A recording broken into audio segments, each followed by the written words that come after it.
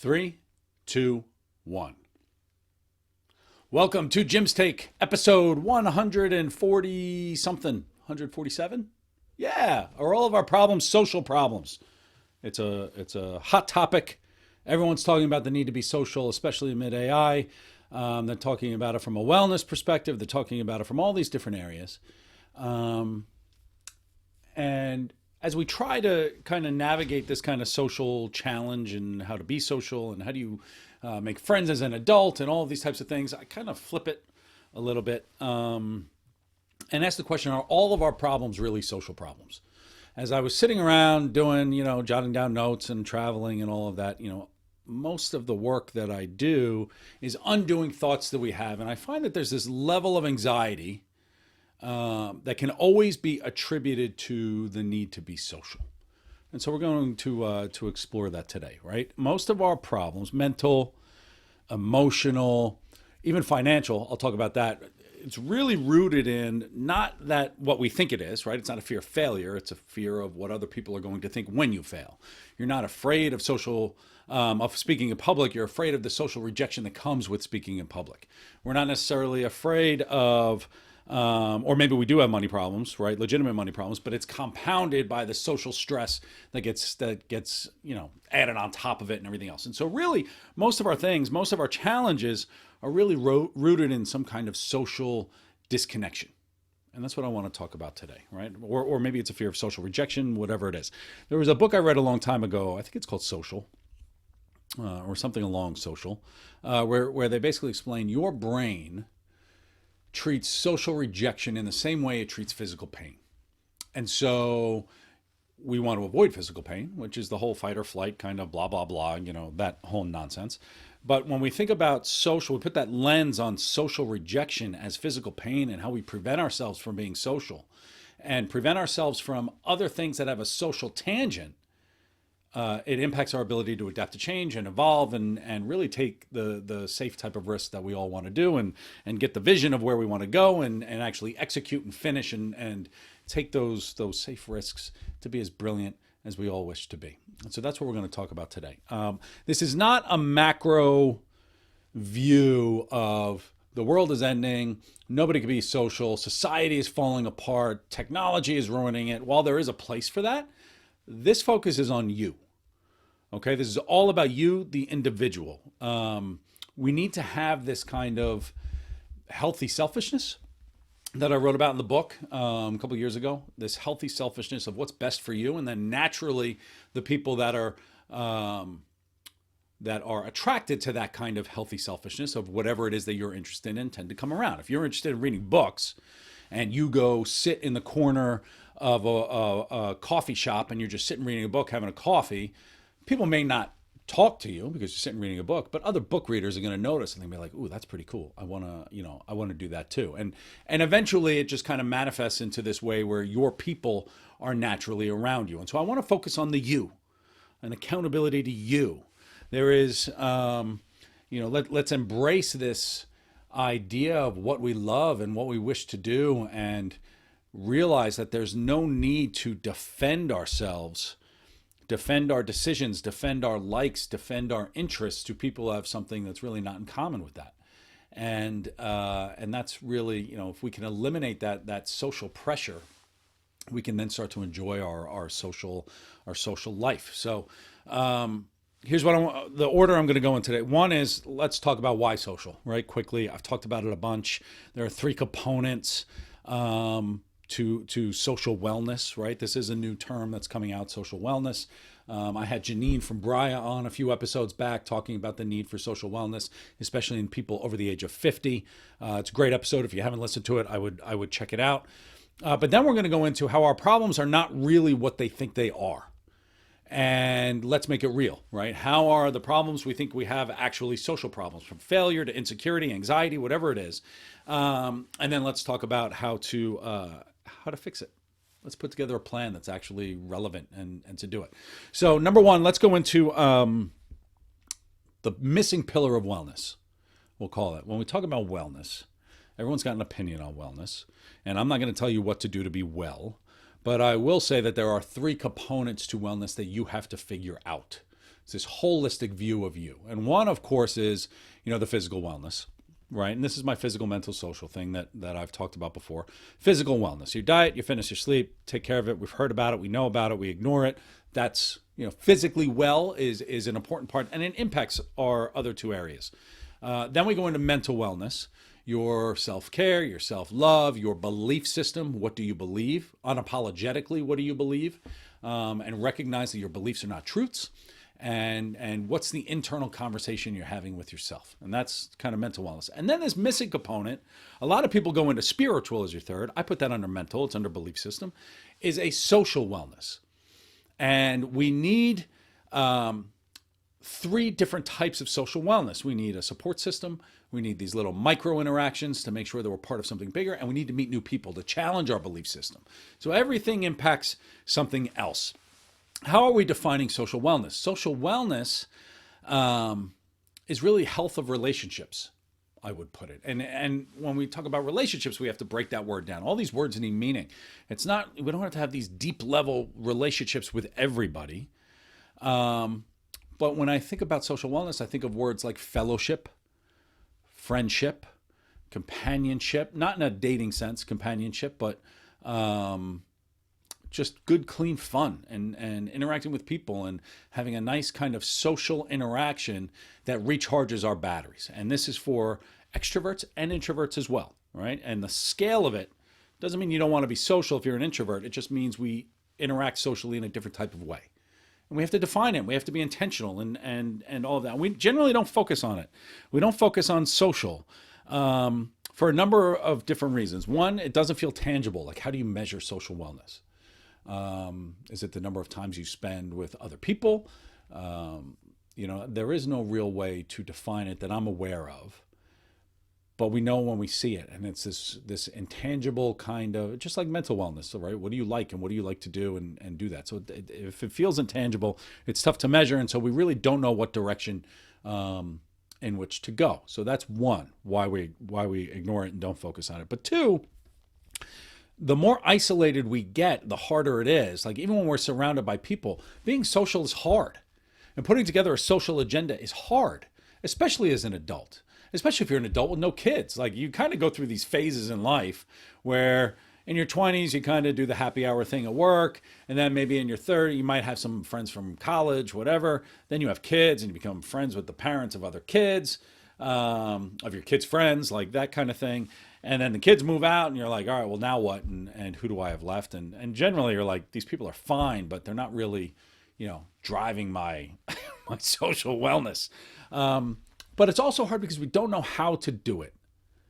We're too old to go through the anxiety of meeting new people. We're too old to go to a networking event and stand on the wall and be embarrassed because we don't know what to talk about.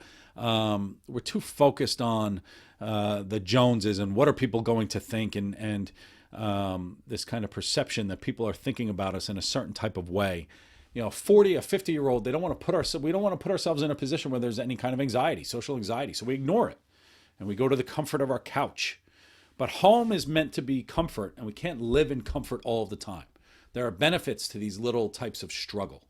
And how do you build a social agenda with no agenda? And how do you just enjoy the company of other people? And so let's talk about it. If we don't become social, there is this disconnection that happens and the world passes us by, right? Which brings on more anxiety, which brings on this kind of decreased emotional regulation. We have this compounded stress now about we're being isolated, we're being left behind. There's the chaos in the world, too much going on. We have no outlet to do this, to respond to it, to come up with a system that's going to make us better and integrated with everything that's happening around us. And as we get hit from these different types of angles, we evolve and we move and we do all of this. We as humans have evolved to read verbal cues, emotional cues, facial cues from other people in person. And when we read these cues and respond to these cues, we make ourselves better. And we feel well, we feel great. And it's, the front part of our brain was evolved to be social.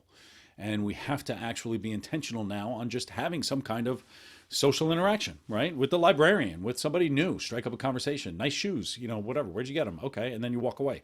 Everything we have now is marketed with some kind of agenda attached. And so how do we eliminate that agenda and just have I hate small talk, but sometimes small talk is actually beneficial. And small talk, when we define small talk in our way, we could get a charge from it. And it's good. We get a little bit of a rush. And that's nice. So let's talk about our problems. Our problems are not what we think they are, right? And let's talk about, the fear of failure I talked about before.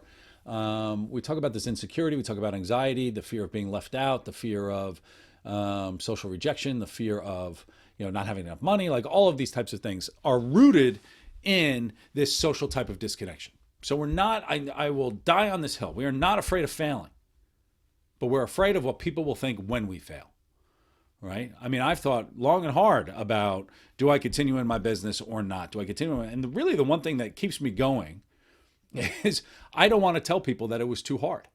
And so I'm like, all right, once I have that in my head, I'm like, all right, so what do I have to do differently, right? How do I make this work? How do I make this work? It's a social rejection thing. It's a fear of judgment. Everyone's so quick to judge, and we feel our failure is not in failing in an attempt. It's how are we going to be judged, and what are the neighbors going to say, right? So take that risk, right? And how do we take that risk? Because most people really don't care. And so how do we undo it? When I quit drinking, one of the biggest fears, what are the people going to say because I quit drinking? Maybe once in 6 years, why are you not drinking?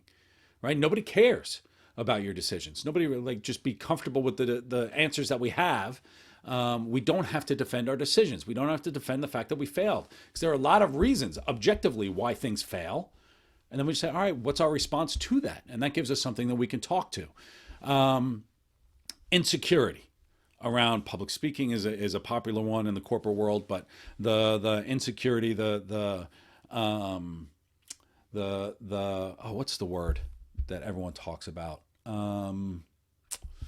It's the thing where you're kind of nervous. Imposter syndrome. That's it. Imposter syndrome. That's everywhere now too. Imposter syndrome has nothing to do with you not being capable. It's about being found out that you're not capable.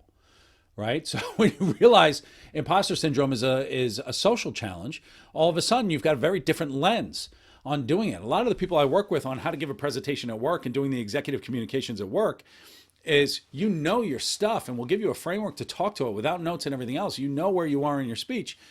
Your attention should be on, it doesn't matter what other people are going to think. You just prepare for it.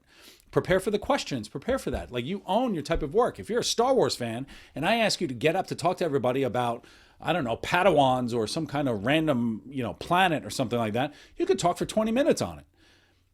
And you're fine, right? But then if I ask you about this work project, all of a sudden you get all caught up because you're afraid someone's going to figure out that you may not have all of the answers.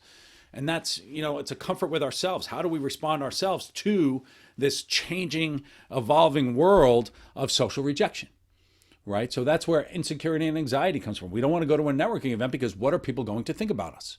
What if I make a fool of myself? Are people going to notice the big dot on my tie because I spilled, taco sauce on it or something? Nobody's going to notice, right? When you walk in, the zit on your forehead is huge to you, but most people aren't paying attention to it.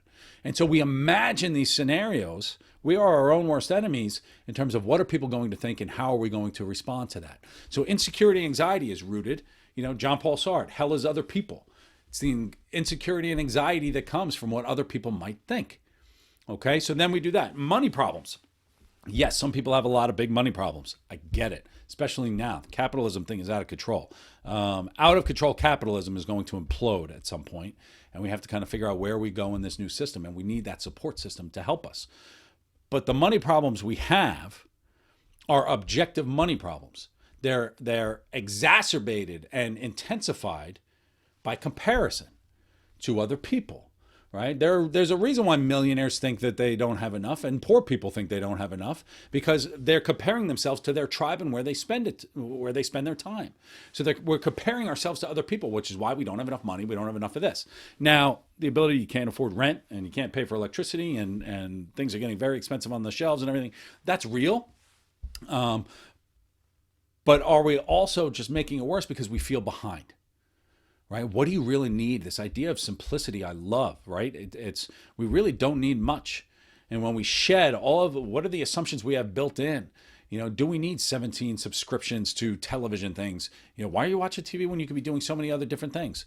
Now, I'm not going to tell you how to spend your time, but, question these kind of assumptions and judgments, and what are we putting ourselves into that's impacting us. The amount of time you spend on social, which is the next one, social media, and we're getting this false narrative on what's actually happening in the world. We have this fake need for relevance. We have real relevance, but we have to give relevance to ourselves. But we're watching these social media people talking about bullshit and all kinds of nonsense. Look how great my family is, but they're miserable and getting divorced in the background and all kinds of stuff. It's performative. And the performative world is very integrated, and we're being inundated with it. And it distracts us from building ourselves on what's important for us. And so that's another social challenge coming in from social media and all of that. And then finally, we've got the company we keep impacts our social ability, right? There's an old saying, you are a result of the 5 people closest to you. I'm going to tell you right now, you probably have to cut out about 3 or 4 of them and elevate. My social circle completely changed when I quit drinking, and it's better now. I've surrounded myself, my social circle now doing triathlons. I've got people who get up at 4, 5, 6 in the morning. They go for long bike rides. They're motivated to do these things, and they're focused on improving, and they're focused on this. I've surrounded myself with these types of people, and it helps me as I continue to improve myself, because that's something that interests me. And so how do we surround ourselves? Like, how do we do this idea of a social audit? I love. And we're not blaming other people for this. It's just clarity for ourselves. How are we surrounding ourselves with good people that are challenging us and bringing us up and helping us become with no agenda other than they help us think about ourselves in a different type of way. We learn from the people closest to us. And so how are we surrounding ourselves with 5 really, really good people? And that's an important part. One thing that's very important that I will put into this. One thing that's really important that I will put into this is the need for mental wellness in terms of your social interactions. And here's what I mean by that. Belief systems. We need a belief system in place so that we can interact with the best possible way with other people socially. If we have a fragile belief system, we are going to need this external approval. And you don't have a belief system. You have a very fragile belief system if you're relying on other people for approval. Okay, so there is a lot of internal work that has to happen for you to be, really capable socially. Without an internal conviction or a belief system or an outline of what it is you truly believe, you're going to be seeking this external validation, which just doesn't come. You can't control other people to give you the validation that you wish, which is why we're spending so much time on social media. I would argue is because we have no internal social conviction. We have no internal belief conviction. We have no recognition that other people can believe something different than us, which is why, this is where society falls apart, because we're defending ideas that have been given to us, but we don't really have a belief in ourselves. We've been taught to believe certain things, but then how do we start to dictate what our belief system is? And this is everything from, in the workplace, it could be what's the best way to develop people? What's the best way to put together a strategy? But then at home, what's the best way to raise kids? Do you believe in God? How do you teach someone something? All of this stuff, everything has a belief. What's your belief on failure? Do you have a belief on failure? Other than, everyone's afraid to fail. No, because that's bullshit. I just told you it's wrong, right? From my belief system, I don't believe that. I don't think people are afraid to fail, but my philosophy and my belief system tells me that it's a social challenge and all of that. So there's a lot of belief system that has to work. And we have to do the internal work, the internal conversation, in order to build this, social wellness component. So, sorry. So what are we going to do about it? Because I'm already at 20 minutes. I didn't want to go much more than that. Let's get something tangible. We need some micro strategies if we're going to do a social overhaul. But it's going to have a macro impact, right? Always focus on you. Start with you. We don't start with why. We start with you, because you are the most important thing. And so we need to, we're so focused on habits and structure and all of this, but sometimes we just need no agenda. And so that's what I want you to toy with this week is no agenda. Unstructured time with family. Put the phone away. Ask real questions and understand what a question is. Be curious about another person with no judgment. There's no judgment. At work, grab coffee with someone and stop talking about an initiative. Just say coffee, no agenda. Let's just go and take a deep breath, right? And you kind of, it's going to take practice because other people aren't necessarily on board with that. So how do you kind of teach people to do that? Interacting at the store, right? Give out compliments. We don't have to be this cheery kind of fake optimist that kind of turns people off. You just want to punch them in the face. But sincerity with other people. And how do we find sincerity with other people? How do we test out a little bit of small talk? Not from this shallow kind of BS conversation, but just have an opening and then leave it. And then just say, okay, this conversation's over. Remember, not everyone's judging you. Nobody notices you in the way that you think they do. Okay, we are our own kind of worst enemy to that. People will notice you, but not in the way you think they will. There's no need to be defensive for the things that you like, right? Be unabashedly positive about what you like and enjoy it. And that's fine. It's okay. And it's okay that other people don't like it. Right? We defend ourselves against what we imagine other people are going to think based on their imagination. It's crazy. Like it's all kind of, we go into this weird kind of cycle of this person's going to imagine, we imagine. It's funny to listen to the politics conversation. I keep going into politics because it's been a hot topic for, people near me. Democrats and Republicans will sit there. Democrats will be like, well, the Republicans probably think this. And then the Republicans are defending themselves against what Democrats are imagining. And then Republicans are like, oh, I bet the Democrats are going to do this. And Democrats are like, what the hell are you even talking about? I don't even think that. And so now we're defending ourselves against the imagination of other people. And it's like this insane kind of social, ridiculous kind of nonsense. And so true presence with other people where you can eliminate these judgments and assumptions is it's so rare. And it's magnetic, right? You will draw people to you. And that makes social so much easier to be social with no agenda. And the people around you will have to learn it. And some people aren't going to be on board. And they are irrelevant to you, right? Let them go. They've got their own problems they're dealing with. That's okay. That's fine. But most of our challenges, if you were to sit and say, what are my 3 to 5 biggest challenges that I have? And how is my ability to be social impacting it?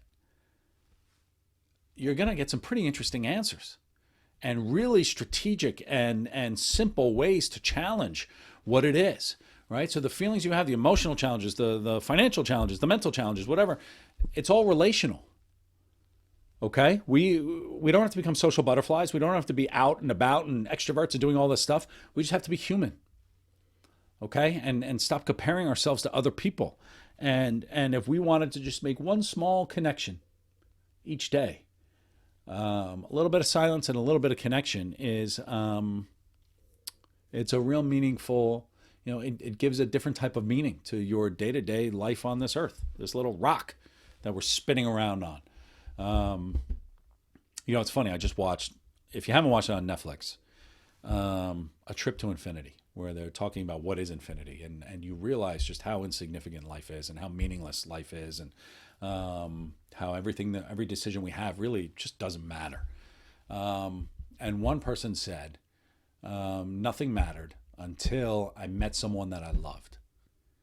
And that's it. I mean, it's so simple. The meaning of life, the more I'm thinking about this, the more I believe the meaning of life is to give life meaning. And we get meaning from social interaction. We get it from other people. And that's such an important thing to remember. And so that's it. All of our problems are social problems, and we can undo that by being more social. So test out your social ability. I'm happy to have a conversation with you about it. Reach out, send me a note. I love talking about this type of stuff. And have a wonderful week. Be social, and make some good connections. And send me a note. Let's go grab coffee, whatever. I'll be social. That's fine. I love y'all. Have a wonderful week. I'll talk to everybody soon. Thanks.